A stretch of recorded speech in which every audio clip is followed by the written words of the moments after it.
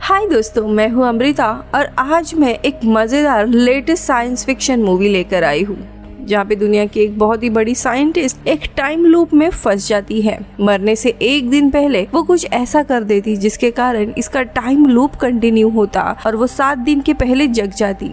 कहानी है omni loop, एक latest science fiction time loop और टाइम ट्रैवल पर बेस्ड है। कहानी की शुरुआत में हम जोया नाम के एक साइंटिस्ट को देखते हैं जो हॉस्पिटल में अपने आखिरी दिन गुजार रही थी। दरअसल जोया के लंग्स के बीच में एक छेद होता है और अब उसके पास एक ही हफ्ता बचा है जीने के लिए। ये बातें सुनकर जोया का पति डोनाल्ड और उसकी बेटी जेन बहुत ही शॉक होते हैं। अब डॉक्टर उन्हें सलाह देते हैं कि आखिरी का हफ्ता जोया अपने फैमिली के साथ ही बिताए, इन पलों को एंजॉय करे, यही बेहतर होगा। जिसके बाद वे लोग जोया को अपने घर लेकर आते हैं। घर आने पर जोया की बेटी और उसका पति उसे खुश करने की काफी कोशिश करते हैं, लेकिन जोया मानो इन सारी चीजों से परेशान हो गई थी। उसे किसी भी चीज में कोई भी रुचि नहीं थी। अब अगले दिन ना चाहते हुए भी जोया का पति उसे उनके पब्लिशर के पास लेकर जाता है। जोया ने विज्ञान और समय के ऊपर काफी सारी किताबें लिखी हुई थी और उसके लेटेस्ट किताब का आखिरी चैप्टर अभी भी अधूरा था। तो पब्लिशर उसे बताते हैं कि जोया को इस आखिरी चैप्टर को पूरा कर देना चाहिए। हालांकि जोया इसमें भी कोई इंटरेस्ट नहीं दिखाती। जिसके बाद ये लोग एक छोटा सा छुट्टी मनाने के लिए बीच पर आते हैं और फिर वहाँ से ये लोग मसाज पार्लर आते हैं। हालांकि यहाँ पर भी जोया बस चुप ही रहती है, किसी से ज्यादा बात नहीं करती। जिसके बाद जोया अपने माँ से मिलने के लिए ओल्ड एज में आती है, मगर उसकी माँ उम्र के कारण किसी को भी पहचानती नहीं थी। जिसके बाद जोया बाहर एक बेंच पर बैठी हुई थी कि तभी वहाँ पे एक दूसरी बुजुर्ग महिला आती है बेंच पर बैठने के लिए। लेकिन वो आने से पहले जोया उसे वार्न करती है कि आपको यहाँ पे नहीं बैठना चाहिए, एक पंछी यहाँ पे टट्टी करने वाला है। कि तभी वहाँ पर सच में एक पंछी टट्टी कर देता है। ये देखकर वो लेडी सरप्राइज होकर पूछती है, तुम्हें पहले से कैसे पता था कि यहाँ पे बर्ड टट्टी करेगा? अब जोया कहती है कि आपको एक राज की बात बताऊं, मैं ये सारी चीजें पहली बार भी कर चुकी हूँ। दरअसल मैं एक टाइम लूप में फंसी हूँ जिसमें वह अपने लाइफ के आखिरी 7 दिन बार बार जी रही है। यही कारण है कि वह शुरू से लेकर अभी तक इतनी गुमसुम थी। अब वो लेडी और भी ज्यादा पूछने लगती है। तो जोया बताती है कि मैंने ये टाइम लूप इतनी बार जिया है कि मुझे पहले से ही पता है कि आगे क्या होने वाला है। कल मेरी फैमिली मेरे लिए एक सरप्राइज बर्थडे पार्टी करेगी और उसी दिन मेरे नाक से खून आने लगेगा। जिसके बाद मैं खुद को बाथरूम में लॉक करती हूँ और एक खास का पिल लेती हूँ। वो टैबलेट लेते ही मेरा लूप वापस से शुरू हो जाता है और मेरी आंख हॉस्पिटल के बेड में खुलती है। वो लेडी और भी कंफ्यूज थी। वो कहती है कि तुम क्या बात कर रही हो? अब यहाँ पे जोया रिवील करती है कि जब वो छोटी थी तब उसे पार्क में एक बॉटल मिली थी जिस पर जोया का नाम था और उस पे 100 टैबलेट्स दी गई थी। ये कोई साधारण टैबलेट्स नहीं थी, ये टाइम ट्रैवलिंग टैबलेट्स है। ये टैबलेट लेने पर इंसान 7 दिन तक समय में पीछे जा सकता है और हफ्ते में और 1 हफ्ता वापस जी सकता है। इसीलिए जब उसका आखिरी दिन आता है तब वो टैबलेट लेकर अपने मौत को टाल देती है और अपने जीवन के आखिरी 7 दिनों को बार बार दोहरा रही है। जोया इन्हीं 7 दिनों को बार बार जी रही है और वह हर बार हॉस्पिटल में ही उठती है जहाँ पे उसकी फैमिली उसे घर लेकर जाते हैं। जिसके बाद बीच, वेकेशन, मसाज, वकील, ये सारी चीजें बार बार वो दोहरा रही है। वही वो टैबलेट्स भी इन्हीं टाइम लूप के कारण कभी खत्म ही नहीं होती, क्योंकि जैसे ही वो वापस अतीत में जाती है तो वो बोतल वापस भरी हुई होती है। इसी के कारण लूप भी चलते रहता है और ऐसे ही समय बीत रहा था। लूप के बाद लूप चलते जा रहे थे। एक लूप में वो अपने माँ के साथ न्यूज देखती है जहाँ पे बताया जा रहा था कि दुनिया का आखिरी बचा हुआ राइनोसोरस को साइंटिस्ट ने उनके शहर में लाया है ताकि वो उसे रिवाइव करने की कोशिश करे। हालांकि जोया को बार बार टाइम ट्रैवल के कारण पता था कि हफ्ते के आखिरी में वो राइनो भी मारा जाएगा और उनकी प्रजाति हमेशा के लिए खत्म हो जाएगी। अब जोया बार बार इन लूप्स को जीकर बहुत ही थक चुकी थी। आज के लूप में जब वो बुजुर्ग लेडी उसके बाजू में बैठने के लिए आती है तब वो बुजुर्ग लेडी को वार्न नहीं करती कि टट्टी गिरने वाली है और वहाँ से उठकर जाने लगती है। अब जाते हुए उसकी टक्कर एक लड़की से होती है। इसका नाम पॉला है जो कि एक स्टूडेंट होती। अब पॉला के पास से जोया की लिखी हुई काफी सारी किताबें गिर जाती है। तब पॉला उसे बताती है कि वो PhD स्टूडेंट है और समय पर रिसर्च कर रही है। इसके बाद वो उसे एक लाइब्रेरी भी दिखाती है जहाँ से पॉला किताबें किया करती थी। वो आगे बताती है कि मैं अपने कॉलेज में एक प्रोफेसर को असिस्ट करती हूँ, लैब वगैरह में काम करती हूँ। अब लैब का नाम सुनते ही जोया के दिमाग में एक आइडिया आता है कि वो अब अपनी रिसर्च को कंटिन्यू करेगी, लेकिन तभी वहाँ पे उसका हस्बैंड उसे ढूंढते हुए आता है और घर लेकर जाता है। अब जोया को भी लैब जाकर अपनी अधूरी रिसर्च को पूरा करना था ताकि वो इस टाइम लूप और अपनी मौत को रोक सके। हालांकि उसका हस्बैंड और फैमिली इंसिस्ट करती है कि ये उसका आखिरी वीक है तो वो अपने फैमिली के साथ बिताए और आराम करे। जोया फैसला करती है कि अगला लूप जैसे ही शुरू होगा वो पॉला के साथ मिलकर अपनी रिसर्च को आगे बढ़ाएगी। फिर अब जैसे ही अगला लूप शुरू होता है, जोया अपने बेटी को पेपर वर्क साइन करवाने के लिए भेजती है रूम से बाहर और खुद हॉस्पिटल के पिछले रास्ते से भागकर वहां से निकल जाती है। अब टैक्सी लेकर पहले तो वो अपने घर आती है, कपड़े वगैरह बदलकर अपना पूरा सामान लेती है, वह सीधा पॉला के घर जाती है। लेकिन ये टाइम लूप तो अभी भी शुरू हुआ था, जिसके चलते अभी तक पॉला और जोया की मुलाकात नहीं हुई थी। अब जोया उसे बताती है कि अपनी मुलाकात आज से 4 दिनों के बाद होने वाली है। तुम इसी कॉलेज में पढ़ती हो और पीएचडी कर रही हो। हम दोनों को भी समय के ऊपर एक रिसर्च करनी है और मैं फ्यूचर से आई हूँ। अब ये सारी बातें सुनकर पॉला का तो उस पर भरोसा नहीं होता। वो कहती है कि अगर तुम सच में समय से आई हो तो मुझे बताना मैंने हाथ के पीछे कितना नंबर पकड़ा है। अब ये घटना जोया के साथ तो पहली बार हुई थी, इसीलिए उसे कुछ भी पता नहीं होता और पॉला उसकी मदद करने से मना कर देती है। अब इसके चलते ये हफ्ता भी जोया का वेस्ट हो जाता है। अब जैसे ही अगला हफ्ता यानी कि नया लूप शुरू होता है, वैसे ही वो हॉस्पिटल से भागकर पॉला के घर आती है। वही इस बार जब पॉला अपनी उंगलियां पूछ रही थी तो जोया सही सही जवाब देती है, क्योंकि पिछले लूप में ये सारी घटनाएं उसे पता थी। अब पॉला को भी यकीन हो जाता है कि जोया सच में फ्यूचर से आई है, इसीलिए वो उसका साथ देने के लिए मान जाती है। अब यहाँ पे जोया का मिशन होता है कि ये पता लगाना कि ये जो टैबलेट्स है वो कैसे काम करते हैं और किसी तरह उन्हें रेप्लिकेट करना यानी नंबर्स में ज्यादा करना, ताकि वो समय में और भी पीछे जा सकती है और इस 7 दिन के लूप को वो तोड़ सकती है। उसे समय में इतना पीछे जाना था कि अपनी कंडीशन को ही वो रोक दे, जिसके कारण आज वो मरने वाली है। अब दोनों भी लैब जाने लगते हैं। तब पॉला पूछती है कि तुमने पहले इस चीज को क्यों नहीं किया। तो जोया उसे बताती है कि 30 साल पहले मैंने इन टैबलेट्स पे रिसर्च करना शुरू कर दिया था, लेकिन फिर मेरी शादी हुई और परिवार की खुशियों में वो टैबलेट्स पर काम करना भूल गई थी। लेकिन अब इस टैबलेट का ब्रेक करना जरूरी है, वरना उसके पास बस 7 ही दिन बचे हैं। इसीलिए उसे समय में 30 साल पहले पीछे जाना है। अब पॉला पूछती है कि ऐसे केस में तुम्हें 3 से 4 टैबलेट एक साथ खा लेनी चाहिए और देखना चाहिए कि तुम 1-2 महीना पीछे जाती हो क्या। तब जोया बताती है कि ये टैबलेट ऐसे काम नहीं करते, मैं एट ए टाइम सिर्फ एक ही टैबलेट ले सकती हूँ। इन टैबलेट्स का असर खत्म होने के लिए 7 दिन लगता है, तभी मैं दूसरी टैबलेट ले सकती हूँ। अगर मैंने एक से ज्यादा टैबलेट ले भी ली तो भी कुछ नहीं होगा। जब वो पास्ट में आती थी तब टैबलेट्स की बोतल फिर से पूरी भर जाती थी। जिसके बाद पॉला जोया को अपने लैब में लेकर आती है, जो इतनी भी एडवांस नहीं होती। अब यहाँ जोया रिवील करती है कि ये टैबलेट्स कभी भी डिस्ट्रॉय नहीं होती या पानी में पिघलती नहीं है, जैसे मानो ये टैबलेट्स हर पल रीजनरेट हो रही है। ये प्रोसेस सब एटॉमिक लेवल पर चल रही है, जो इंसान बिना किसी मशीन के देख नहीं पाएंगे। इसीलिए अब इन्हें सब एटॉमिक लेवल पर रिसर्च करने के लिए एक मशीन चाहिए थी। तभी पॉला को याद आता है कि ऐसा ही एक मशीन दूसरे प्रोफेसर के पास है, इसीलिए वो मशीन लाने के लिए चली जाती है। तभी जोया को घर से फोन आने लगते हैं, इसीलिए वो बाहर आती है कि तभी उसकी मुलाकात उसके पुराने प्रोफेसर से होती है, जो जोया को देखकर काफी सरप्राइज होते हैं। अब प्रोफेसर से वो पुराने दिनों की बातें वगैरह करने लगते हैं और प्रोफेसर उसे अपने ऑफिस में लेकर आते हैं। यहाँ प्रोफेसर देखते हैं कि पॉला उन्हीं के ऑफिस से कुछ चुरा रही है और यह पता चलता है कि पॉला जोया के साथ ही है। ये जानकर वो दोनों के ऊपर बहुत ही ज्यादा गुस्सा करने लगता है, खास करके जोया के ऊपर तो वो काफी गुस्सा करते हैं। वो बताते हैं कि जोया कॉलेज की टॉपर हुआ करती थी, उसके जैसा स्कोर कोई भी नहीं लाता था और प्रोफेसर को लगा था कि आगे चलकर जोया महान साइंटिस्ट में से एक होगी जो अलग अलग डिस्कवरी करेगी। लेकिन जोया ने तो ऐसा कुछ भी नहीं किया और इसी बात से वो गुस्सा थे। अब जोया प्रोफेसर से माफी मांगती है और दोनों भी बाहर निकल आते हैं।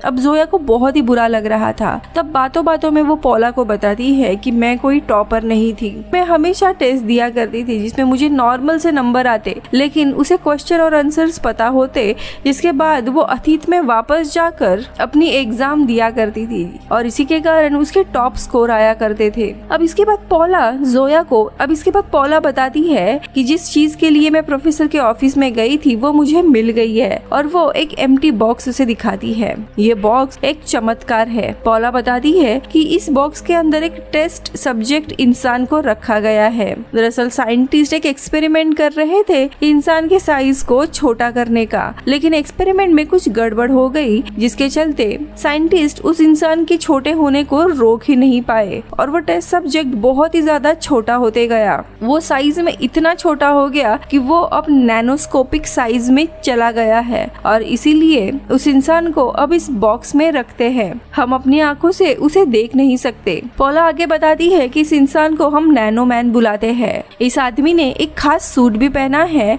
जो पार्टिकल को एटॉमिक लेवल पर डिटेक्ट या उस पर रिसर्च कर सकता है। इसके बाद ये लोग उस डिवाइस को लेकर एक रेस्टोरेंट के वॉक इन फ्रीजर में आते हैं क्योंकि इसी एनवायरनमेंट में ये बॉक्स रख सकते हैं। अब ये लोग उस डिवाइस को ऑन करते हैं और उस बॉक्स का ट्रांसमीटर शुरू हो जाता है जिसके मदद से ये लोग नैनो मैन से बात कर सकते हैं, उससे कांटेक्ट करते हैं। अब पॉला उस आदमी की दोस्त होती है। वह उसे रिक्वेस्ट करती है कि उन्हें एक टैबलेट की संरचना यानी कि उस टैबलेट के अंदर होने वाली सारी गतिविधियों की रिसर्च करनी है कि वो कैसे बनी है, उसका फॉर्मूला क्या है। जिसके बाद जोया एक टैबलेट को बॉक्स के अंदर डालती है और वो उस इंसान टैबलेट को एटॉमिक लेवल पर जो भी चीजें हो रही है वो एक्टिविटी बताने लगता है और इनके स्क्रीन पर काफी सारा कोड आता है जो देखकर ये लोग हैरान हो जाते हैं। दरअसल इन टैबलेट की संरचना उनकी सोच से भी बहुत ही ज्यादा कॉम्प्लिकेटेड थी। यहाँ पर ये टैबलेट्स हर पल अपना पूरा स्ट्रक्चर बदल रही थी, मानो यह एक ही समय में भूतकाल, वर्तमान और भविष्य में चल रही है। जिसके बाद जो भी रिपोर्ट इन्हें मिली थी उसके ऊपर ये लोग अपना अभ्यास करने लगते हैं ताकि उनके स्ट्रक्चर को ब्रेक करके ये लोग 7 दिन के बजाय और भी अतीत में पीछे जाने का चेंजेस बनाएं। अब ऐसे ही कई दिन बीत जाते हैं, हालांकि इनके पास ज़्यादा एडवांस चीज़ें नहीं होती जिसके कारण रिसर्च आगे नहीं बढ़ रही थी। वही जोया हार मानने के लिए तैयार नहीं थी। वो बहुत सारे लूप्स में ऐसे ही करती है और हर एक लूप में हॉस्पिटल से निकलकर पॉला को यकीन दिलाती थी कि वह फ्यूचर से आई है और दोनों मिलकर उस टैबलेट पे रिसर्च कंटिन्यू करते थे। अब देखते ही देखते ऐसे कई महीने बीत जाते हैं। हर रोज जोया वही लूप रिपीट किया करती थी, लेकिन उनके रिसर्च में कुछ खास प्रोग्रेस नहीं बढ़ रही थी क्योंकि उनके पास एडवांस चीजें ही नहीं थी। अब इन्हें कोई और रास्ता अपनाना था। तब एक दिन पॉला पूछती है कि तुमने कॉलेज के समय भी कुछ रिसर्च की थी, तो हमें उस रिसर्च के पेपर ढूंढना चाहिए। अब वो पेपर्स उसके माँ के सामान में रखे हुए होते हैं जो अभी ओल्ड एज में है। फिर दोनों जोया के माँ के ओल्ड एज हाउस में आ जाते हैं और उन पेपर्स की खोज करने लगते हैं। यहाँ पेपर्स ढूंढते हुए जोया को अपने रिसर्च पेपर्स तो नहीं मिलते, लेकिन उसे अपने कॉलेज के बॉयफ्रेंड मार्क की कुछ रिसर्च मिलती है। अब इस बात से थोड़ा फ्रस्ट्रेट होकर वो बाहर आती है। तभी नर्स आकर उसे बताती है कि आपके हस्बैंड डोनाल्ड आपको कई दिनों से ढूंढ रहे हैं। वो काफी दुखी है और अभी अभी आपको ढूंढकर बाहर ही निकले हैं। अब ये बात सुनने के बाद जोया को बहुत ही बुरा लगता है और पछतावा होने लगता है कि वो इतनी स्वार्थी हो गई है कि अपने काम में अपने परिवार को दुख दे रही है। उसके फैमिली के लिए ये आखिरी वीक था जब जोया उनके साथ रहने वाली थी, लेकिन रिसर्च के चलते हमेशा जोया उनसे दूर रहती थी। ऐसे पिछले कई लूप में वे लोग जोया को सरप्राइज देने के लिए उसका बर्थडे पार्टी प्लान करते हैं, लेकिन जोया तो घर जा ही नहीं रही थी। ये बात सोचकर उसे बहुत ही बुरा लगता है और वो इन सारी बातों से थक चुकी थी और ये सारी रिसर्च वो बंद करने का सोचती है। लेकिन ये बात सुनकर पॉला थोड़ी फ्रस्ट्रेट हो जाती है और कहती है कि तुम बस अपने बारे में ही सोच रहे हो, मुझे भी अतीत में जाकर अपनी कुछ गलतियां सुधारनी है। इसीलिए वो जोया का अब तक साथ दे रही थी। जोया के पूछने पर वो अपनी कहानी बताती। पॉला सिर्फ 15 साल की थी। तब एक दिन वो चोरी से अपने पेरेंट्स की कार ड्राइव करने के लिए लेकर जाती है, लेकिन कार में कुछ खराबी हो गई थी। डर की वजह से उसने अपने माता पिता को बताया नहीं कि कार में कुछ खराबी है, वरना उसे काफी डांट पड़ती। उसी रात उसके पेरेंट्स कार लेकर कहीं चले गए थे और कार के खराबी के कारण उनका एक्सीडेंट हो गया था, जिसके कारण वो मारे गए। पॉला इसके लिए खुद को जिम्मेदार मानती है कि अगर वो उन्हें एक बार बता सकती थी तो शायद वो उनकी जान बचा सकती थी और उसे कैसे भी अतीत में जाकर अपने माता पिता को रोकना है। ये कहानी जानकर जोया को एहसास होता है कि वह सिर्फ अपने बारे में ही सोच रही थी। अब पॉला से वो वादा करती है कि वो अपने रिसर्च में अपना 100% डालकर काम पूरा करेगी, ताकि वह दोनों भी टाइम ट्रैवल करके अपने खोए हुए लोगों के साथ समय बिता सकते हैं। जिसके बाद पॉला सजेस्ट करती है कि उन्हें जोया के एक्स बॉयफ्रेंड मार्क को ढूंढना चाहिए, पर तभी जोया के नाक से खून आने लगता है, यानी कि वो वापस से मरने वाली है। इसीलिए वो फिर से टैबलेट लेकर 7 दिन अतीत में जाती है। अब इस बार वो अपना सामान पैक करके पॉला को मिलने के बजाय अपने पुराने प्रोफेसर के पास जाती है और उनसे सबसे पहले तो माफी मांगती है। और यहाँ पर वो उनसे रिवील करती है कि वो टॉपर वगैरह इसीलिए बनी थी क्योंकि वो चीटिंग करती थी। अब प्रोफेसर उस पर काफी गुस्सा होते हैं, मगर जोया को माफ कर देते हैं। जिसके बाद वो उनसे मार्क का एड्रेस और फोन नंबर मांगती है, तो प्रोफेसर उसे सारी डिटेल्स देते हैं।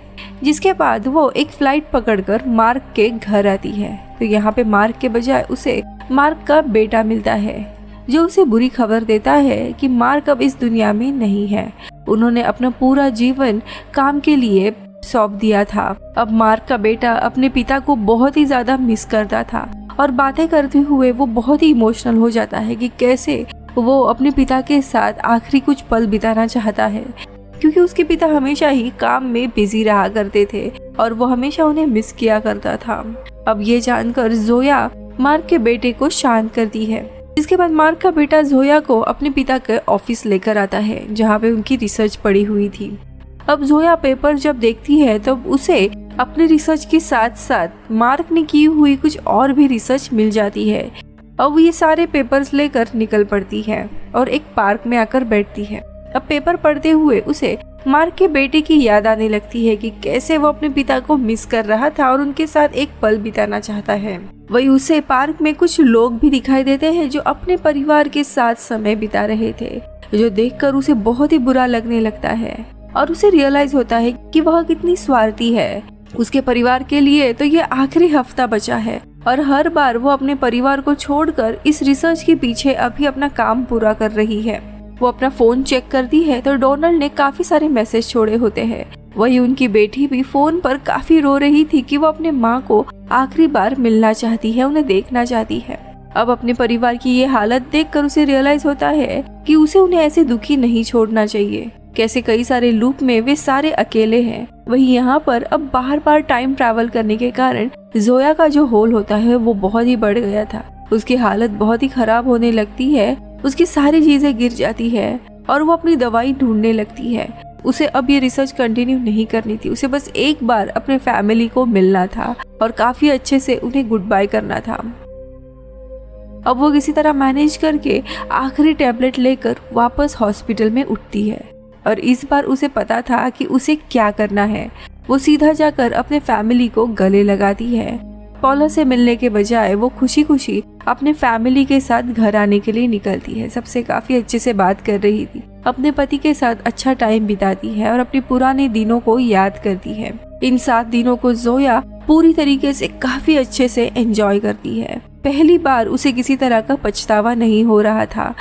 वो अभी इस पल को जी रही थी। वो खुशी खुशी फैमिली के साथ बीच पर घूमने जाती है, अपनी माँ को आखिरी बार मिलने आती है और उन्हें दुनिया का आखिरी बचा हुआ राइनोसोरस दिखाने के लिए लेकर जाती है, क्योंकि जोया को पता है कि हफ्ते के आखिरी दिन वो भी मरने वाला है। जोया अब खुश है, वो 7 दिन के लूप में फंसी नहीं है।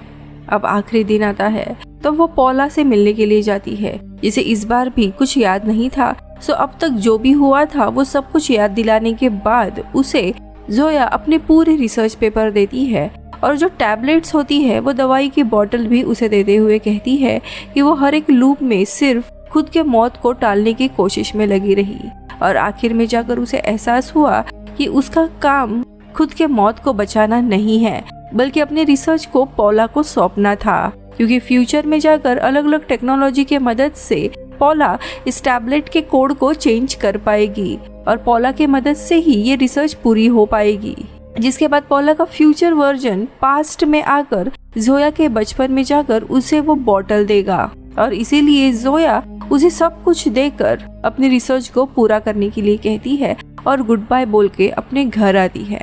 अब यहाँ पे आखिरी दिन उसका बर्थडे सेलिब्रेट किया जाता है और यहाँ पर उसकी बेटी गुड न्यूज भी देती है कि वह प्रेग्नेंट है और अपने होने वाली बेटी को अपने माँ का ही नाम रखने जा रही है, जो सुनकर जोया बहुत ही खुश होती है और इस बार उसे टाइम ट्रैवल नहीं करना था। इसके बाद वह अपने फैमिली मेंबर को आखिरी गुड बाय बोलकर मौत को गले लगाती है और इसी तरह ये कहानी यहीं पर खत्म होती। दोस्तों, अगर आपको ये टाइम ट्रैवल वाली कहानी पसंद आई होगी तो वीडियो को लाइक ज़रूर कीजिएगा और मेरे चैनल को सब्सक्राइब भी कीजिए। मिलती हूँ अगले वीडियो में। Bye bye. दोस्तों, आप हॉलीवुड एक्सप्लेन इन हिंदी यानी इस चैनल को सपोर्ट कर सकते हो मेंबरशिप ज्वाइन करके जस्ट फॉर 29 रुपीज़ में, या फिर वीडियो को सुपर थैंक्स भी दे सकते हो। Thank you so much.